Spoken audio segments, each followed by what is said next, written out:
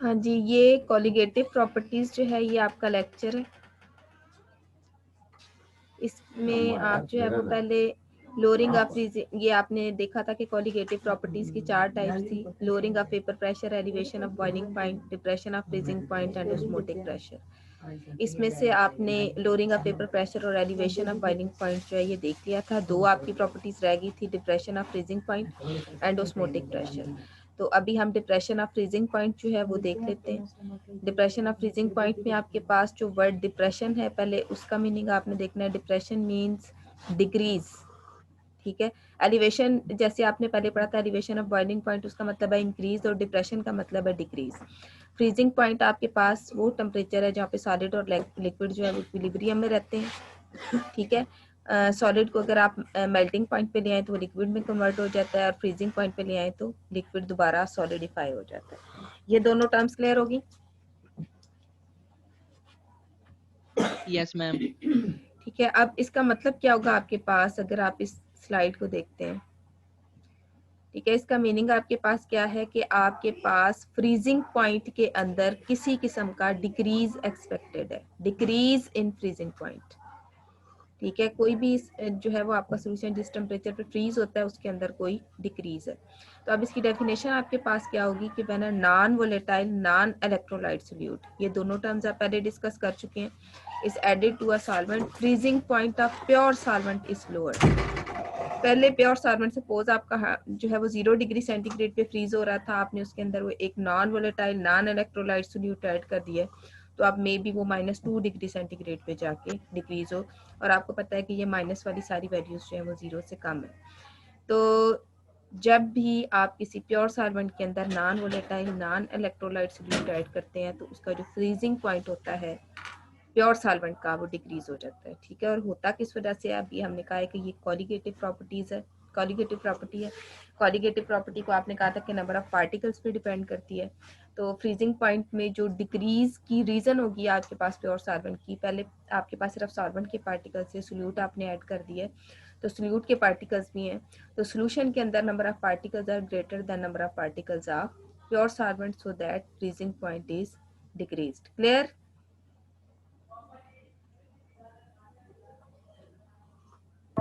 जी ma'am.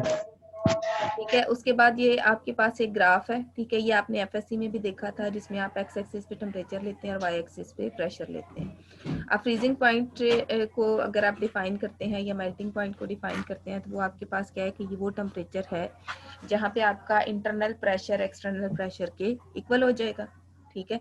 तो मैंने क्या किया, एक्स एक्सिस पे टेम्परेचर ले लिया, वाई एक्सिस पे प्रेशर ले लिया, क्योंकि टेम्परेचर वेरी करेगा तो डेफिनेटली प्रेशर भी वेरी करेगा, ठीक है। तो अब जो है वो ये देखें, यहाँ पे ये मैंने एक सोल्यूशन कर्व बनाई और एक सॉल्वेंट कर्व बनाई। आप ये देखें कि सॉल्वेंट कर्व जो है, जो सॉल्वेंट कर्व है वो आपके पास सोल्यूशन से ऊपर है, ठीक है। सॉल्वेंट कर्व जो है वो आपके पास सोल्यूशन से ऊपर है। इसका मतलब है कि सॉल्वेंट जो है वो हाई टेम्परेचर पे फ्रीज होता है, और अगर आप उससे सोल्यूशन को कंपेयर करते हैं, यानी प्योर सॉल्वेंट के अंदर जब आप non volatile non electrolyte solute को ऐड कर देते हैं, तो उस वक्त जो आपके पास सोल्यूशन का फ्रीजिंग पॉइंट है वो लो हो जाएगा, क्योंकि उसकी कर्व लो है, ठीक है। तो बॉइलिंग पॉइंट एलिवेशन जो है उसको आपने कहा था कि वहाँ पे आपके पास जो है वो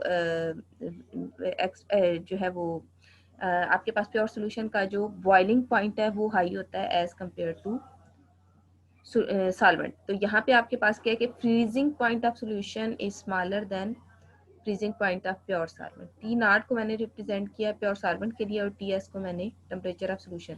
ये आपके पास फ्रीजिंग पॉइंट है प्योर सॉल्वेंट का, ये फ्रीजिंग पॉइंट है आपके पास सोल्यूशन का। तो ग्रेटर वैल्यू को अगर मैं स्मॉलर में से माइनस करती हूँ, तो जो आपके पास डिफरेंस आएगा, जिसको मैं डेल्टा टी एफ कह रही हूँ, ये है आपके पास डिप्रेशन ऑफ फ्रीजिंग पॉइंट। बिल्कुल वैसे ही जैसे आपने बॉइलिंग पॉइंट डेरिवेशन किया था वैसे ही आपने डिप्रेशन ऑफ फ्रीजिंग पॉइंट करना है। यहाँ पे TB की जगह पे क्या आना चाहिए?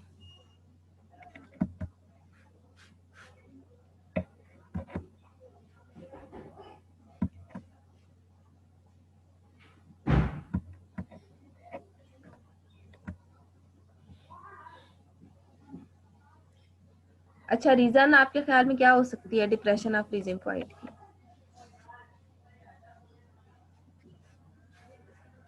मैम जो हमने लिक्विड ऐड किया है,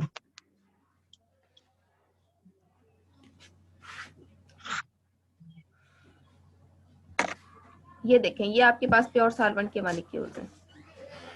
ठीक है, फ्रीजिंग का मतलब ये है कि आपके जो सॉल्वेंट के मॉलिक्यूल्स हैं लिक्विड फॉर्म में, आपने उनको क्लोज लेके आना है। ठीक है, ताकि उनकी फ्रीजिंग स्टार्ट हो जाए। ये सॉल्वेंट के पार्टिकल्स क्लोज आएंगे तो उनकी फ्रीजिंग होगी ना। Yes ma'am. ठीक है, अब क्या हुआ कि ये तो आपके पास था प्योर सॉल्वेंट का केस। ठीक है, अगर आप जो है वो सोल्यूट भी ऐड कर देते हैं, ठीक है, फ्रीज करने के लिए, ठीक है, सोल्यूट भी ऐड करते हैं, सॉल्वेंट भी ऐड करते हैं, तो पहले तो क्या था कि दो सॉल्वेंट के पार्टिकल्स के दरमियान में कुछ भी नहीं था। जब आप सोल्यूट ऐड करते हैं तो दो सॉल्वेंट के पार्टिकल्स के दरमियान में एक सोल्यूट पार्टिकल आ जाता है। ठीक है, तो जब सोल्यूट पार्टिकल आता है दो सॉल्वेंट के पार्टिकल्स के दरमियान, तो सॉल्वेंट के पार्टिकल्स का डिस्टेंस जो है वो ज्यादा हो जाता है। अब सॉल्वेंट के पार्टिकल्स को एक दूसरे के क्लोज आके फ्रीज होने के लिए और ज्यादा एनर्जी लो करनी पड़ती है। ठीक है, जब वो और ज्यादा एनर्जी लूज करते हैं तो उनका टेम्परेचर और ज्यादा लो हो जाता है। समझ आई? पहले आपके पास है सिर्फ प्योर सॉल्वेंट के मॉलिक्यूल्स। किस ये समझे आपके, ये जो आपको रेड कलर नजर आ रहा है ना, ये सोल्यूट पार्टिकल्स है। यहाँ पे किसी किस्म का रेड कलर नहीं है। ठीक है, किसी किस्म का आपके पास रेड कलर नहीं है। ठीक है, ये क्लोज आए, ठीक है, इन्होंने यहाँ पे अपना जो है वो बना लिया, आपके जो है वो इस तरह से फ्रीज हो जाना है। अब जब आप सोल्यूट पार्टिकल्स ऐड कर देते हैं तो आप ये देखें कि हर दो सॉल्वेंट पार्टिकल्स के दरमियान में एक सोल्यूट पार्टिकल आया है, जिसने सोल्यूट के सॉल्वेंट के पार्टिकल्स के दरमियान जो डिस्टेंस था उसको इंक्रीज कर दिया। जब सॉल्वेंट के पार्टिकल्स के दरमियान जो डिस्टेंस है वो इंक्रीज हो जाएगा, क्योंकि आपका सोल्यूट जो है वो नॉन वोलेटाइल भी है, नॉन इलेक्ट्रोलाइट भी है, तो क्या होगा कि दो पार्टिकल्स के दरमियान डिस्टेंस इंक्रीज होने की वजह से उनको करीब लाके फ्रीज करने में सॉल्वेंट के पार्टिकल्स को और ज्यादा आपको टेम्परेचर लूज करना पड़ेगा, तो डिप्रेशन ऑफ फ्रीजिंग पॉइंट हो जाएगी। क्लियर?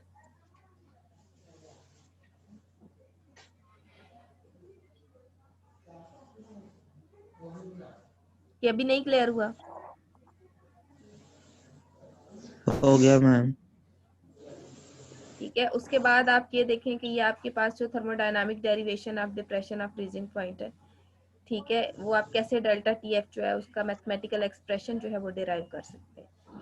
ठीक है, तो यहाँ से एक दफ़ा आपने इसी ग्राफ को जो है वो दोबारा से देखना है। इसमें देखें, यहाँ पे अगर मैं इस प्योर सॉल्वेंट को डायरेक्टली इस फ्रीज्ड पॉइंट पे मिनिमम टेम्परेचर पे लेके आती हूँ तो ये फ्रीज हो जाएगा। इसका मतलब है यहाँ पे आपका वेपर प्रेशर हाई था, यहाँ पे आपके पास सॉलिड था। इसका मतलब है कि यहाँ पे सॉलिड और आपका जो गैशियस सैंपल है वो क्या कर रहे हैं, एक दूसरे के साथ इंटर कन्वर्ट हो रहे हैं। तो जब सॉलिड जो है वो आपके पास गैस के साथ इक्विलिब्रियम में आ जाता है तो उस स्टेप को हम कहते हैं कि सब्लिमेशन है। इसलिए मैं कहती हूँ कि अगर मैं यहाँ पे ये एडिशनल रेड कर्व ड्रा करती हूँ तो ये आपके पास सॉलिड और लिक्विड की इंटर कन्वर्जन को रिप्रेजेंट करती है, जो कि सब्लिमेशन कर्व है। अब मेरे पास क्या है, दो प्रोसेसेस हो रहे हैं यहाँ पे, एक तो वेपराइजेशन हो रही है और एक सब्लिमेशन। कैसे? यहाँ पे अगर आप देखें, ठीक है, ये आपके पास क्या हो रही थी, वेपराइजेशन कैसे हो रही है कि हम कहते हैं कि वेपर्स जो है वो हर टेम्परेचर पे कैरी ऑन रहते हैं, बनते रहते हैं। वेपर प्रेशर का मतलब है कि वेपर्स तो कुछ ना कुछ अवेलेबल है, और यहाँ पे ये जो एडिशनल रेड कर्व मैंने बनाई है वो ये बता रही है कि सब्लिमेशन भी हो रही है। तो ये जो दोनों प्रोसेसेस हैं, वेपराइजेशन और सब्लिमेशन, ये साइड बाय साइड चल रहे हैं। इसका मतलब है वेपराइजेशन का मतलब है कि लिक्विड वेपर्स में कन्वर्ट हो रहा है, और लिक्विड को वेपर्स में कन्वर्ट करने के लिए जो आपको इंथाल्पी चाहिए उसको हम कहते हैं इंथाल्पी चेंज ऑफ वेपराइजेशन, जिसको डेल्टा H ऑफ V लिखते हैं आप। ठीक है, नंबर 2 पे आपके पास है एक इक्वेशन। ठीक है, ये आपने, वैसे तो मैंने आपको अभी थर्मोडायनामिक्स में ये नहीं करवाई क्योंकि हमारे पास जो है वो इनसफिशिएंट टाइम था। आपने क्या करना है, इसकी सिर्फ फाइनल एक्सप्रेशन इसका देख लेना है। इसका जो फाइनल एक्सप्रेशन है वो आपके पास जो वेट प्रूफ इक्वेशन है ना उससे मिलता जुलता है। और ये एक्सप्रेशन आपको फेज चेंज के बारे में इंफॉर्मेशन देता है। ये आपका फाइनल एक्सप्रेशन है क्लैजियस-क्लैपेरॉन इक्वेशन का। इसमें नेचुरल लॉग ऑफ पी जो है वो आपके पास वेपर प्रेशर है सॉल्यूशन का, और पी नॉट जो है वो वेपर प्रेशर है प्योर सॉल्वेंट का। डेल्टा एच पी जो है हीट की वो अमाउंट है जो लिक्विड एब्जॉर्ब करेगा वेपर्स में कन्वर्ट होने के लिए। टी नॉट जो है वो आपके पास freezing point of pure solvent है, और टी जो है वो फ्रीजिंग पॉइंट ऑफ सॉल्यूशन है। आर जो है वो आपके पास जनरल गैस कांस्टेंट है।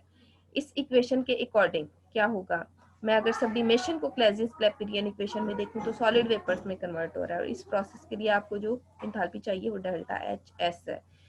इसी इक्वेशन को मैं इस किसी भी फेज कन्वर्जन को, अगर आप लिक्विड को वेपर्स में कन्वर्ट कर रहे हैं, वेपर्स को लिक्विड में कन्वर्ट कर रहे हैं, सॉलिड को वेपर्स में कन्वर्ट कर रहे हैं, तो इस किस्म के फेज चेंजेस के लिए आपके पास ये क्लैजियस-क्लैपेरॉन इक्वेशन है। तो अब अगर आप देखें तो यहाँ पे मैंने क्या किया, ये प्योर सॉल्वेंट था और ये आपके पास ये प्योर सॉल्वेंट है, ये सोल्यूशन है। यहाँ पे ये भी आपके पास क्या सोल्यूशन है, ये प्योर सॉल्वेंट है। अब यहाँ पे जो वेरिएशन है दोनों इक्वेशंस के अंदर, यहाँ पे डेल्टा एच वी है और यहाँ पे डेल्टा एच एस है। बाकी इक्वेशन आपके पास मिलती जुलती है, ठीक है। सॉलिड यहाँ पे वेपर्स में कन्वर्ट हो रहा है, सब्लिमेशन प्रोसेस है। लिक्विड वेपर्स में कन्वर्ट हो रहा है, तो आपके पास जो है वो वेपराइजेशन प्रोसेस है। Delta H V heat change of vaporisation, heat change of sublimation involved है। दोनों के लिए आपने क्लैजियस-क्लैपेरॉन इक्वेशन का एक्सप्रेशन नोट कर लिया। अब एक को मैं इक्वेशन 1 कह देती हूँ, दूसरी को मैं इक्वेशन 2 कह देती हूँ, और करती क्या हूँ कि जो इक्वेशन 2 है उसको इक्वेशन 1 में से माइनस करना है। इक्वेशन 2 को इक्वेशन 1 में से माइनस करना है, यानी दोनों की लेफ्ट हैंड साइड को लेफ्ट हैंड साइड में से और राइट हैंड साइड को राइट हैंड साइड में से माइनस करना है। तो मेरे पास ये एक्सप्रेशन बन जाएगा। बन गया, ठीक है। ये दोनों की लेफ्ट हैंड साइड्स माइनस होगी, ये दोनों की राइट हैंड साइड्स माइनस होगी। माइनस करूंगी तो आपको पता है कि जो आपके पास लॉग वाली वैल्यू होती है आप उसको माइनस में भी लिख सकते हैं। Natural log of P minus natural log of P not minus natural log of P minus natural log of P S, ठीक है। ये आपके पास अगर ब्रैकेट के बाहर माइनस हो तो आपको पता है कि आपने उसको एज इट इज लेके चलना होता है, क्योंकि उसकी सिंबल चेंज होती है अगले स्टेप में। यहाँ पे बाकी सारी इक्वेशन आपके पास सेम थी। Delta H we minus delta H S को मैंने इकट्ठा कर दिया, बाकी इक्वेशन सेम थी, उसको एज इट इज नोट कर लिया। अब ये माइनस है, इसकी वजह से अंदर वाला साइन चेंज होगा तो पहले अगर ये माइनस है तो अब प्लस हो जाएगा। उसके बाद क्या है, natural log of P natural log of P से कैंसिल हो गया, पीछे रह गया एक natural log of P nought और natural log of P S. आप क्या कर सकते हैं, इन दोनों को रीअरेंज करके लिख सकते हैं। प्लस वाली वैल्यू पहले लिखते हैं, माइनस वाली बाद में लिखते हैं, तो एक्सप्रेशन ये हो जाएगा। उसके बाद आपने क्या करना है, natural log of P S over natural log of P not, ठीक है। इन दोनों को आपने माइनस किया। उसके बाद ये जो आपके पास चीज़ आई है ना डेल्टा, ये जो आपके पास चेंज ऑफ इंथैल्पीज है, ठीक है, इसका जो चेंज जब आप माइनस करते हैं तो आपके पास डेल्टा एच एफ आता है। इसको हम कहते हैं delta heat change of fusion process.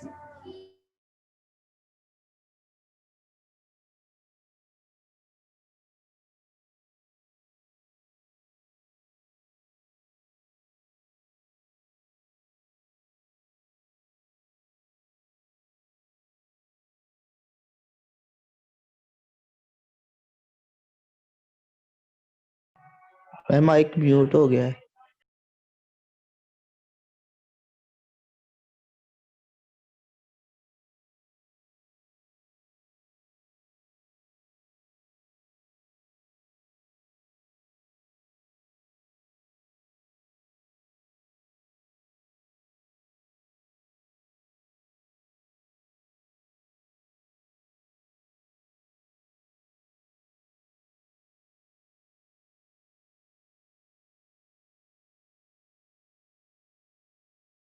ये जो डेल्टा एच एफ है एक्चुअली ये आपकी हीट की वो अमाउंट है जो आपको फ्रीजिंग के लिए चाहिए किसी भी सोल्यूट के अंदर या किसी भी सोल्यूशन के अंदर या सॉल्वेंट के अंदर।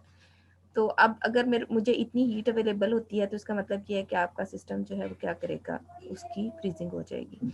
तो ये मैंने डेल्टा एच एफ जो है वो यहाँ पे इंट्रोड्यूस करना है, ठीक है। यहाँ पे मैं इसको इंट्रोड्यूस करती हूँ, ये मेरे पास डेल्टा एच एफ इस वैल्यू की जगह पे आ गया।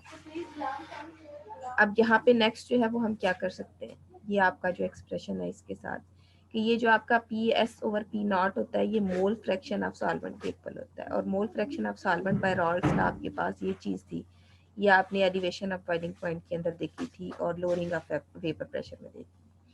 अब अगर आपका सोल्यूशन जो है वो बहुत ज़्यादा डाइल्यूट है, इसका मतलब ये है कि आपका जो सोल्यूट है उसकी क्वांटिटी बहुत कम है, ठीक है। और अगर सोल्यूट की क्वांटिटी बहुत कम है और आप उसको 1 में से माइनस भी कर रहे हैं, ठीक है, तो क्या होगा कि आपका 1 जो है आप उसको निगलेक्ट करेंगे, अदरवाइज तो आपकी क्वांटिटी जो है वो इतनी कम होगी कि आप उसको कहीं पे कंसीडर कर ही नहीं सकते, ठीक है। तो अगर आपके सोल्यूट की क्वांटिटी बहुत कम है और आप उसे फिर 1 में से माइनस भी करें तो आपके पास, क्योंकि वो वैल्यू निग्लिजिबल हो जाएगी, इसलिए हम क्या करते हैं 1 को निगलेक्ट करके सिर्फ -x2 को ले लेते हैं और हम कहते हैं कि फॉर वेरी डाइल्यूट सोल्यूशन आपका जो 1 - x2 है वो ऑलमोस्ट -x2 के इक्वल है, क्योंकि आपने 1 को निगलेक्ट कर दिया है डाइल्यूशन की वजह से। क्लियर?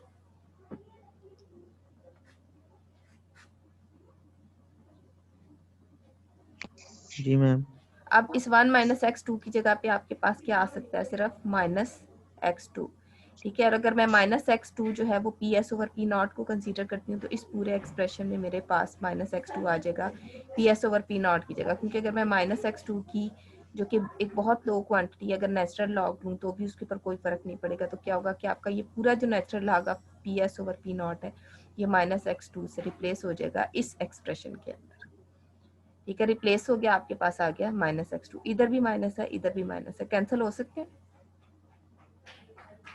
जी मैम। कैंसिल होंगे तो आपके पास एक्सप्रेशन रह जाएगा सिर्फ ये।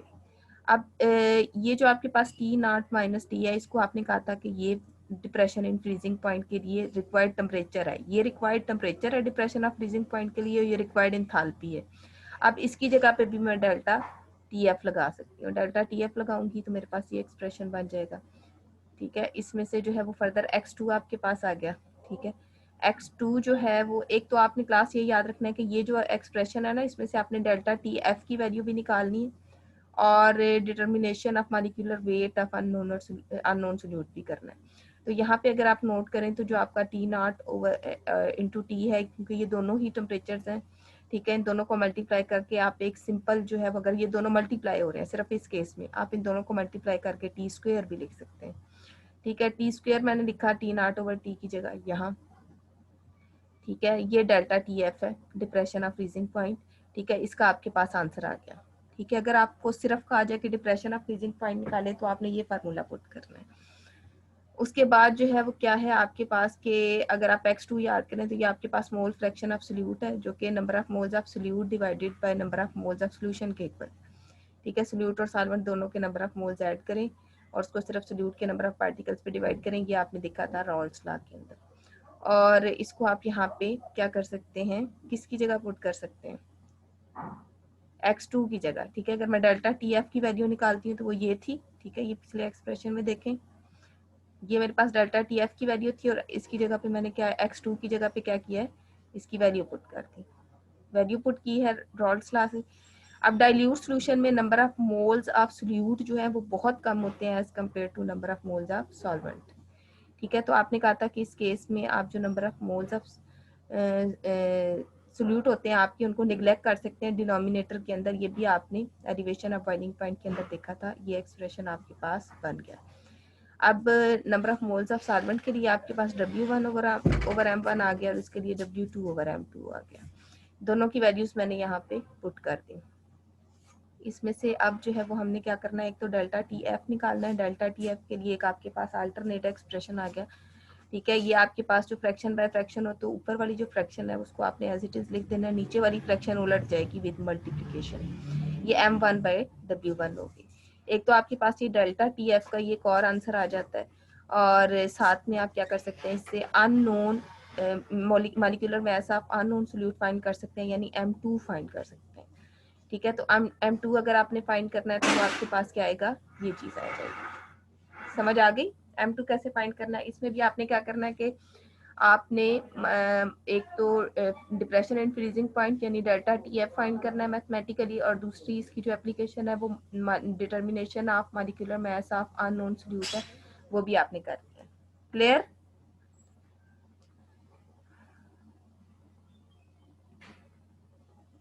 Yes, ma'am.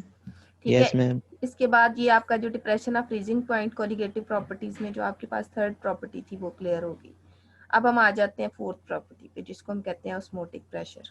ठीक है, ऑस्मोटिक प्रेशर आपके पास क्या है कि ये कैसा प्रेशर है। ठीक है, अच्छा एक आपने बायो के अंदर ऑस्मोसिस का प्रोसेस पढ़ा होगा, किसी बच्चे को याद है वो ऑस्मोसिस क्या होती है?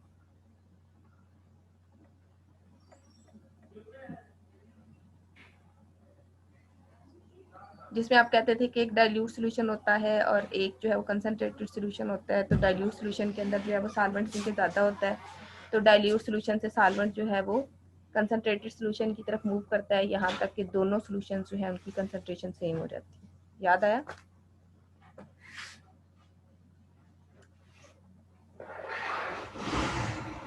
Yes, ma'am. उसमें आपके पास था क्या कि osmotic pressure is a pressure that we need to apply to stop a flow of solvent molecules. असल में जब भी आप दो ऐसे सॉल्यूशंस को इकट्ठा करते हैं जिनकी कंसंट्रेशन डिफरेंट होती है, यानी उनमें से एक डाइल्यूट होता है एक कंसंट्रेटेड होता है, तो जो आपका सॉल्वेंट होता है वो क्या करता है, वो आपके डाइल्यूट सॉल्यूशन से कंसंट्रेटेड सॉल्यूशन की तरफ मूव करता है। ठीक है, तो ऑस्मोटिक प्रेशर एक्चुअली आपके पास एक ऐसा प्रेशर होता है जो उस फ्लो ऑफ सॉल्वेंट को रोकने के लिए होता है through a semi permeable membrane. कैसे होता है, जैसे ये आपके पास दो मैंने सॉल्यूशन दिखाए। ठीक है, ये आपका प्योर सॉल्वेंट है। ठीक है, प्योर सॉल्वेंट है जिसमें आपको सिर्फ ये ब्लू कलर के मॉलिक्यूल्स नजर आ रहे हैं। दूसरा आपका सॉल्यूशन है जिसमें ये ब्लू जो है ये सॉल्वेंट के मॉलिक्यूल्स हैं और जो ग्रीन है ये सोल्यूट के पार्टिकल्स हैं। अब होता क्या है कि जब आप एक non volatile non electrolyte solute को सॉल्वेंट में ऐड करके सॉल्यूशन बनाते हैं और फिर वही प्योर सॉल्वेंट भी लेते हैं, उसी का प्योर सॉल्वेंट लेते हैं, दोनों को एक सेमी परमिएबल मेम्ब्रेन के थ्रू सेपरेट कर देते हैं। सेमी परमिएबल मेम्ब्रेन क्या होती है? सेमी परमिएबल जो मेम्ब्रेन सिलेक्टिव मॉलिक्यूल्स को गुजरने देती है। जो सेलेक्टिव मॉलिक्यूल्स को गुजरने देती है, सबको नहीं गुजरने देती। अब यहाँ पे उसने वाटर शुगर का सोल्यूशन लिया है। ठीक है, और ये सेमी परमिएबल मेम्ब्रेन ऐसी है जो सॉल्वेंट पार्टिकल्स को गुजरने देती है लेकिन सोल्यूट पार्टिकल्स को नहीं गुजरने देती। तो अगर इन दोनों का फ्री एक्सचेंज होगा आपस में, ठीक है, तो क्या होगा कि इधर से सॉल्वेंट पार्टिकल सोल्यूट के अंदर सॉल्यूशन वाली साइड पे मूव करेंगे सेमी परमिएबल मेम्ब्रेन के थ्रू अनटिल दोनों साइड की जो आपके पास कंसंट्रेशन है वो इक्वल हो जाए। ठीक है, अब सॉल्वेंट पार्टिकल्स को सोल्यूट पार्टिकल्स की तरफ जाने से रोकने के लिए आपको जो प्रेशर चाहिए उसको हम कहते हैं ऑस्मोटिक प्रेशर। ठीक है, या फिर आप ये कहते हैं कि जब यहाँ से सॉल्वेंट पार्टिकल्स यहाँ मूव करते हैं और दोनों साइड पे सॉल्वेंट के पार्टिकल्स की कंसंट्रेशन एक जैसी हो जाती है। वैसे तो सॉल्वेंट पार्टिकल्स आपके पास हायर कंसंट्रेशन से लोअर कंसंट्रेशन की तरफ जाते हैं। अगर दोनों तरफ सॉल्वेंट के पार्टिकल्स की कंसंट्रेशन एक जैसी हो जाती है, ठीक है, तो फिर क्या होगा कि फर्दर फ्लो रुक जाएगा। जब फर्दर फ्लो रुक जाएगा सॉल्वेंट पार्टिकल्स का, तब इस सेमी परमिएबल मेम्ब्रेन के ऊपर जो प्रेशर लग रहा होगा उसको हम कहते हैं ऑस्मोटिक प्रेशर, और इस प्रोसेस को कहते हैं ऑस्मोसिस। क्लियर?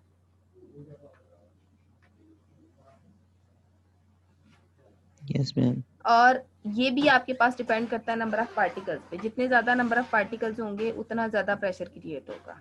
ठीक है, इस सेमी परमिएबल मेम्ब्रेन के ऊपर।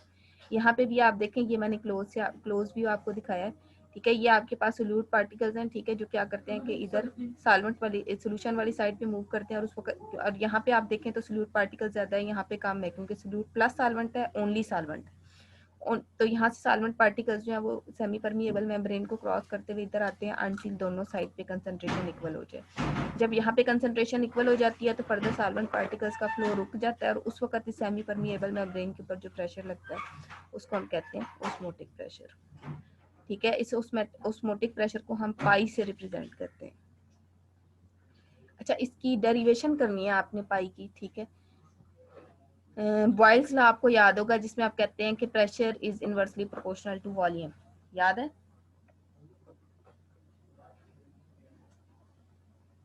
Yes, ma'am.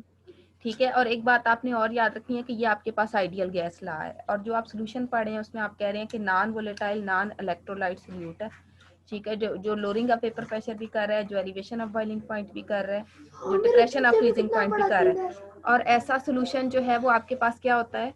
Ideal solution. तो आप क्या करते हैं कि ये जो आइडियल गैस लॉ है इसी को थोड़ा सा मैथमेटिकली मॉडिफाई करके आइडियल सोल्यूशन पे अप्लाई कर सकते हैं। बॉयल्स लॉ है P is directly inversely proportional to V। एक होता है आपके पास ऑस्मोटिक प्रेशर के लिए वैन टू बॉयल्स लॉ, उसमें आप क्या करते हैं P को पाई से रिप्लेस कर देते हैं। क्योंकि ऑस्मोटिक प्रेशर पाई है, ठीक है, तो यहाँ पे आपने क्या किया, पी को पाई से रिप्लेस कर दिया। Clear for ideal solution. Yes, sir. अब हम क्या करते हैं, चार्ल्स लॉ एक आपने पढ़ा था, V is directly proportional to T। अब यहाँ पे तो प्रेशर है नहीं, अब क्या करें,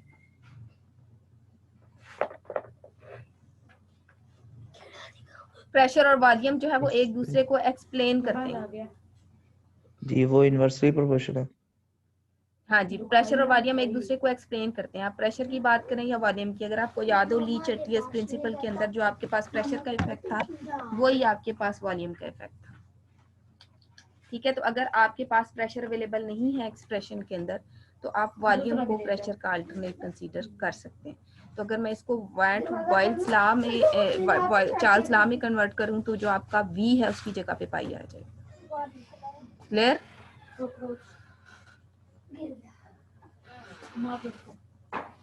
क्लियर हो गया?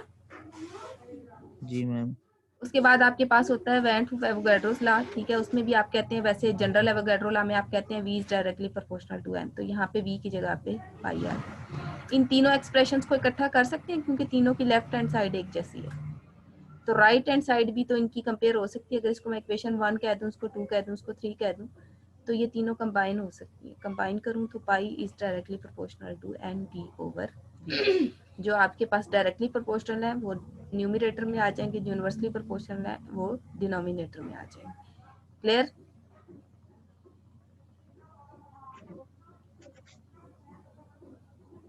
Yes ma'am. उसके बाद हम क्या करेंगे, प्रोपोर्शनैलिटी का साइन खत्म करेंगे, कांस्टेंट आ जाएगा। ठीक है, कांस्टेंट जो यहाँ पे आएगा वो जनरल गैस कांस्टेंट है R। ठीक है, अब अगर मैं इस इक्वेशन को रीअरेंज करूं तो ऐसे भी लिख सकते हैं इस इक्वेशन को कि ये n और v मैं अलग करके लिख दूं और RT अलग कर दूं। अब ये n और v आपने अंडरस्टैंड करना है कि क्या चीज है। n जो है वो आपके पास है नंबर ऑफ मैम ये तो मोल्स। जनरल गैस कांस्टेंट की तरह ही है। हाँ जी, ये n ओवर v जो है ये नंबर ऑफ मोल्स है, और v जो है ये वॉल्यूम है, नंबर ऑफ मोल्स पर यूनिट वॉल्यूम। आपने बिल्कुल स्टार्ट ऑफ चैप्टर में पढ़ा था कि क्या चीज होती है ये, कंसंट्रेशन। कंसंट्रेशन होती है, और कंसंट्रेशन भी मोलैरिटी वाली।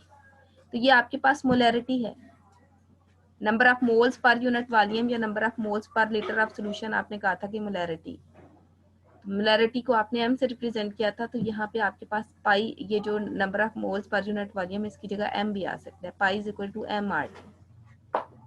ठीक है, तो ये आपका एक्सप्रेशन आ गया ऑस्मोटिक प्रेशर के लिए। ऑस्मोटिक प्रेशर क्लियर है? जी मैम। अब ऑस्मोटिक प्रेशर कौन कौन से फैक्टर पे डिपेंड कर रहा है, एक तो मॉलिक्यूलर मास पे, एक जनरल गैस कांस्टेंट पे, और एक टी पे। तो R जो है वो तो वैसे ही आपको पता है कि कांस्टेंट है, बाकी बच गए M और T। तो आपका ऑस्मोटिक प्रेशर जो है वो मॉलिक्यूलर मास एंड टेम्परेचर पे डिपेंडेंट है। अच्छा, मुझे ये बताएं, यहाँ तक क्लियर हो गया? Yes ma'am.